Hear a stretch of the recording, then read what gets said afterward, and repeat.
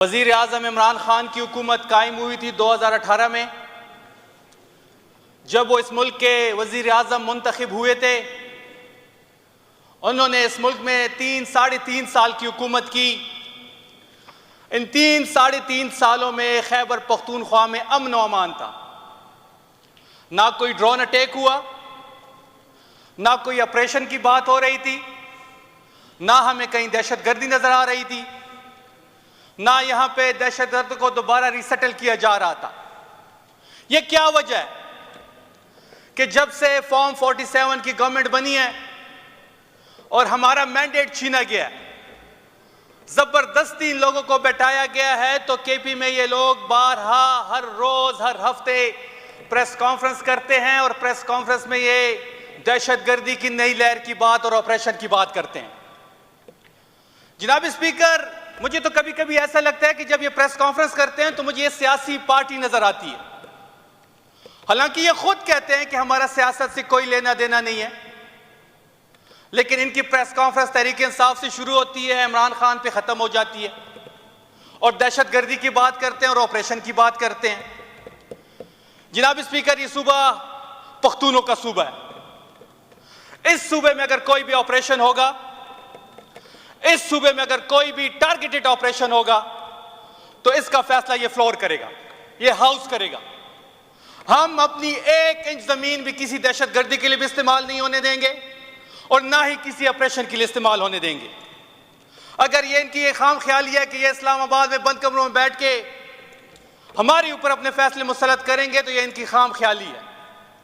फैसला खैबर पख्तूनख्वा के लोग करेंगे, क्योंकि हम पिछले 20-24 सालों से इस चीज को झेल रहे हैं। 1,90,00,000 लोग हमारी हिजरत कर चुके हैं, 80,000 हम शहादतें दे चुके हैं, अरबों खरबों डॉलर का हमारा नुकसान इस दहशतगर्दी में हो चुका है। बिजनेसेस में घर हमारे तबाह हैं, बिजनेसेस हमारे तबाह हैं, लोग हमारे शहीद हुए हैं और फैसले वो करें। और जब ये प्रेस कॉन्फ्रेंस करते हैं तो मुझे लगता है कि इनके हाथ और पांव और सब कुछ फूल चुका है, क्योंकि इनकी प्रेस कॉन्फ्रेंस का वाहिद मरकज तहरीक इंसाफ होती है। साहब कह रहे थे कि जी 26 नवंबर को सियासी लीडरशिप जो तहरीक इंसाफ की थी, वो जग हसाई से बचने के लिए उन्होंने लाशों का ड्रामा रचाया। हमारी लीडरशिप तो आखिरी दम तक खड़ी थी डी चौक पे। सीएम साहब खड़े थे, बुशरा बीबी खड़ी थी, और बुशरा बीबी ने जो वफादारी का मुजाहिरा किया, जो उन्होंने जुर्रत और बहादुरी दिखाई, जिस तरह वो कारकुनों के साथ खड़ी रही, गोलियों की बौछार में खड़ी रही, उसने वफादारी का सबूत दिया। और ये 26 नवंबर को अगर साजिश करार देते हैं, तो मेरा सवाल इनसे ये है कि ये कहते हैं कि जी हम मुसल्लह होके आए थे, हमारे पास तो कोई असला था ही नहीं। तहरीक इंसाफ के वर्कर्स और इमरान खान के जियाले तहरीक इंसाफ के तरानों पे झूम के आइन और कानून की हुक्मरानी के लिए थे इस्लामाबाद जा रहे थे। अगर हमारे पास असला होता तो कोई एक इनका पुलिस रेंजर, कोई एक केस तो रिपोर्ट होता कि उसको गोली लगी और फलाने हॉस्पिटल गया है। लोग तो हमारे 13 लोग अभी भी रिपोर्टेड है जो शहीद हो चुके हैं, जो गोलियों की वजह से शहीद हो चुके हैं। मिसिंग हमारे हैं और कहते हैं कि जी हम मुसल्लह थे और हम हमला कर रहे थे। जनाब स्पीकर, ये जो ऑपरेशन का एक नया खेल ये रचाने जा रहे हैं, तो इनसे सवालात काफी बनते हैं हमारे। पहला सवाल कि इन्होंने जी फेंस लगाया बॉर्डर पे, अरबों रुपए का वो फेंस था, और ये कह रहे थे कि जब हम अफगानिस्तान के बॉर्डर पे फेंस लगाएंगे तो यहां पे दहशतगर्द रिग्रुपिंग नहीं करेंगे, यहां पे दहशतगर्दी खत्म होगी। उसके बावजूद ये दहशतगर्द कहां से आ गए, कैसे रिसेटल हो रहे हैं? इंडिया का बॉर्डर तो लाहौर से 3 किलोमीटर दूर है, और ये कहते हैं कि यहां अफगानिस्तान बॉर्डर पे सारा इंडिया करवा रहा है। तो उस बॉर्डर पे क्यों नहीं करवा रहा? हम नहीं चाहते कि उस बॉर्डर पे हो, लाहौर में या पंजाब में कोई भी दहशतगर्दी हो, हम नहीं चाहते। लेकिन सवाल तो बनता है, कॉमन सेंस का एक सवाल तो बनता है कि जो 3 किलोमीटर दूर इनका जो बॉर्डर है वाघा का, वहां कुछ नहीं होता। जहां पे पश्तूनों का बॉर्डर अफगानिस्तान पे है, जहां फेंस लग चुकी है, जहां पे ये अरबों रुपए के खर्चे कर रहे हैं सिक्योरिटी पे, वहां पे दहशतगर्द दोबारा रीग्रुप हो रहे हैं और खैबर पख्तूनख्वा में फिर से यह अजाब नाजिल किया जा रहा है। बॉर्डर इनके पास, इसके बावजूद अरबों रुपए की जो पेट्रोल की स्मगलिंग होती है, वहां कोई हमारा तहसीलदार गिरदावर तो नहीं बैठा, इनके पास है बॉर्डर, तो वहां से कैसे लोग दोबारा आ रहे हैं? हम किसी सूरत में ये ऑपरेशन बर्दाश्त नहीं करेंगे कि 2021 में एक शख्स की जिद पे इनके साथ मुज़ाकरात किए जा रहे थे और इनको रीसेटल किया जा रहा था। किसके साथ बैठ के ये बात कर रहे थे कि हम इनके साथ मुज़ाकरात करते हैं? अगर मुज़ाकरात ही हल है तो फिर ऑपरेशन क्यों किया जा रहा है? हर जंग मुज़ाकरात पे खत्म होने हैं, तो आपने क्यों लोगों को दरबदर करना है? आपने क्यों लोगों को शहीद करवाना है? आपने लोगों को क्यों दोबारा हंसते बसते घर उजाड़ने हैं? जनाब स्पीकर, ये जो एक नई लहर और केपी पे नाजिल किए जा रहे हैं, इसका फैसला केपी के लोग करेंगे। तो उसके जवाब हमारे पास बहुत सारे हैं। वो ये कहते हैं कि जी हम इंतशारी टोला हैं, हम इंतशारी सियासत करते हैं। देखिए जनाब स्पीकर, अगर वो सियासत पे बात करेंगे तो फिर उन पे तनकीद भी होगी, और मैं इनको ये कहता हूं अगर आप इतनी मकबूल हैं तो सिर्फ अब खोल दे कि आपके साथ पाकिस्तान की अवाम क्या करती है। इमरान खान को बदनाम करने के लिए इन्होंने कोई हरबा नहीं छोड़ा, उन्होंने उस पर गोली भी चलाई, मुफ्ती भी इस्तेमाल हुए, मौलवी भी इस्तेमाल हुए, जज भी खरीदे गए, सहाफी भी खरीदे गए, हर वो हरबा इस्तेमाल किया, लेकिन इमरान खान चट्टान की तरह डटा हुआ है। अगर इनको तकलीफ इमरान खान और उसकी बयानिए से है तो वो चट्टान की तरह डटा हुआ है और हम उसके साथ, ये पूरे हाउस उसके साथ खड़ा है। अगर इनको तकलीफ इमरान खान से है तो इमरान खान एक नजरिया का नाम है, उसने ये नजरिया 26 साल लगा के हम यहां तक पहुंचे हैं। वो जब 97 में इलेक्शन हार गया था तो वो कहता था कि मेरे वोटर बड़े छोटे हैं और ये जब आएंगे तो इसको कोई नहीं रोक पाएगा। आज वो बात सच साबित हो रही है, क्योंकि हम जैसे लोग आज इस सीट पे बैठे हैं और जब तक हम जिंदा हैं इंशाल्लाह इमरान को ना कुछ होने देंगे और इंशाल्लाह तहरीक इंसाफ की हुकूमत इस मुल्क में कायम होगी।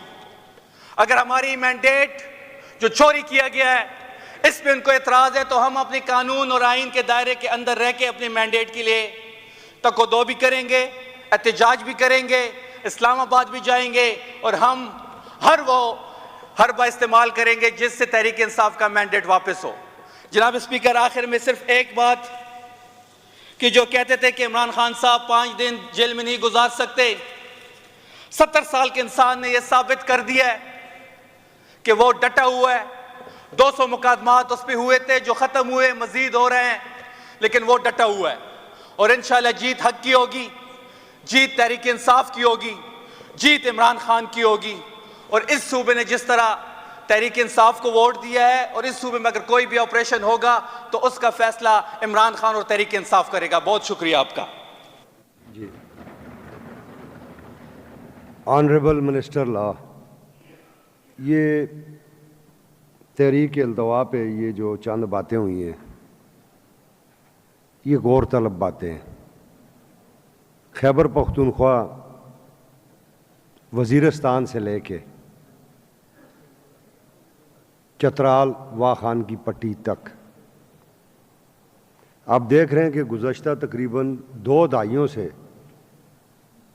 ये ऑपरेशंस भी चल रहे हैं, लोगों का इनखला भी हो रहा है, लोगों की दोबारा आबादकारी भी हो रही है और उसके बाद दोबारा ऑपरेशंस के लिए रास्ते हमवार किए जा रहे हैं। अब सिविल सोसाइटी जो इसकी डायरेक्ट इफेक्टी है और सिविल सोसाइटी के नुमाइंदगान जो इस हाउस के अंदर बैठे हुए हैं, उनकी सोच बिल्कुल मुख्तलिफ नज़र आ रही है और जो कौमी अदारे हैं उनकी सोच बिल्कुल मुख्तलिफ नज़र आ रही है और एतमाद का एक फुकदान है जो मुंतखब क़यादत और फ़ौज के दरमियान मौजूद है। सिविल क़यादत कुछ कह रही है। ये पहले भी पख्तून कौमी जिरगा हो रहा था, PTM को वफाकी हुकूमत ने कालादम करार दे दिया, उसकी आड़ में यहाँ फायरिंग भी हुई। फिर इसी हाउस में हाउस की कमेटी बनी, आप लोग सब लोगों की काविशों से वज़ीर आला खैबर पख्तूनख्वा सरदार अली अमीन ख़ान गंडापुर की सरबराही में फिर वो पख्तून कौमी जिरगा भी मुनक्कद हुआ। बात वो भी पूरी नहीं हुई, खैर से हो गया। अभी तक हाउस में कमेटी के आगे दो चीज़ें पेश नहीं हुई। अहमद कुंडी साहब, आप भी इस पर तवज्जो दें। एक, पख्तून कौमी जिरगा के 80 मेंबरान की लिस्ट जो पेश होनी थी कमेटी के अंदर, और दूसरा चार्टर ऑफ डिमांड जो कमेटी के अंदर पेश होना था, और फिर कमेटी ने उस पर डेलिब्रेशन करनी थी और फिर उसके बाद उसे हाउस में पास करके फिर उसे सूबाई और कौमी हुकूमतों को भेजना था। ये प्रोसेस बीच में रुक गया, जिसकी वजह से इसको मेहरबानी करके जो कमेटी के मेंबरान हैं उनसे मैं कहता हूँ कि वो राब्ता करें PTM की क़यादत से भी और जो पख्तून कौमी जिरगा था उसके एकाबरीन से भी, कि वो ये दोनों काम पूरे करें ताकि हम उसको भी पाया तकमील तक पहुँचाएँ। दूसरा, ये जो मामला है ये बड़ा सीरियस है, वो कौम को एतमाद में लें, कौम को बताएं कि क्या वजह है। ये अभी बातें हुई कि बाढ़ लग गई, अरबों रुपए की बाढ़ लग गई, उसके बाद भी कहाँ से लोग आ गए, लोग अचानक किसी जगह से बरामद हो जाते हैं। ये सारी ऐसी चीज़ें जो हमारी इंटेलिजेंस फेलियर की तरफ जाती हैं। तो मेरा ख्याल है हमें और अदारों को आपस में मिल बैठना चाहिए। पहले मरहले में जनाब वज़ीर कानून साहब कल 2 बजे, देखें 2 अदारे हैं जो रिस्पॉन्सिबल हैं इस खैबर पख्तूनख्वा के अंदर। एक खैबर पख्तूनख्वा की पुलिस है, aided by IG Khyber Pakhtunkhwa. तो फेज़ 1 के तौर पे कल IG साहब, IG खैबर पख्तूनख्वा 2 बजे हमें यहाँ एक ब्रीफिंग दें, जिसमें वो जो हमारे सूबे की अमन व अमान की सूरत हाल है उस पर हमें आगाही दें। उसमें लीडर ऑफ अपोजिशन, तमाम पार्टीज़ के पार्लिमानी लीडर्स और मुंतखब हमारे अरकान 8 डिस्ट्रिक्ट से जो नेबरिंग जो मतलब बॉर्डर लाइन पे है और जहाँ ये सारा इंतशार चल रहा है और यहाँ ये सिचुएशन चल रही है, वो मौजूद हों। उनसे जब एक मरतबा हमारी डेलिब्रेशन हो जाएगी तो फिर दूसरे मरहले में फिर हम कोर कमांडर 11 क्रॉप्स को कहेंगे कि वो हमें इन हाउस यहाँ ब्रीफ करें और एतमाद में लें इस ईवान को, जो वो करना चाहते हैं, जो इस हाउस के अवाम के मुंतखब नुमाइंदों के जहन में जो इबाम है उनको वो कैसे एड्रेस करते हैं। तो मेरा ख्याल है ये एक बेहतर कोशिश होगी। इससे पहले भी अगर आप माज़ज़ अरकान को याद हो तो हमने इस हाउस से जिन जिन इलाकों में ये प्रॉब्लम्स चल रहे थे तो हमने कमेटी का डायरेक्शन दी थी कि वहाँ कमेटीज़ बन जाएं जिसमें मुंतखब नुमाइंदे भी हो, फ़ौज का नुमाइंदा भी हो, एजेंसियों का नुमाइंदा भी हो, एडमिनिस्ट्रेशन का नुमाइंदा भी हो। वो रिपोर्ट भी अभी तक कोई हाउस के अंदर जनाब वज़ीर कानून साहब उसकी ले नहीं हुई। ये सारी ऐसी बातें हैं कि जो क्यास को बढ़ाती हैं और हम ये चाहते हैं कि ये क्यास ख़त्म हो।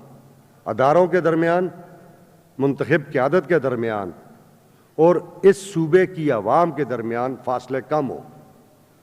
तो इंशाअल्लाह we will meet tomorrow 2 o'clock in the conference room with the IG for a proper presentation, and the sitting is adjourned till 4 p.m. tomorrow.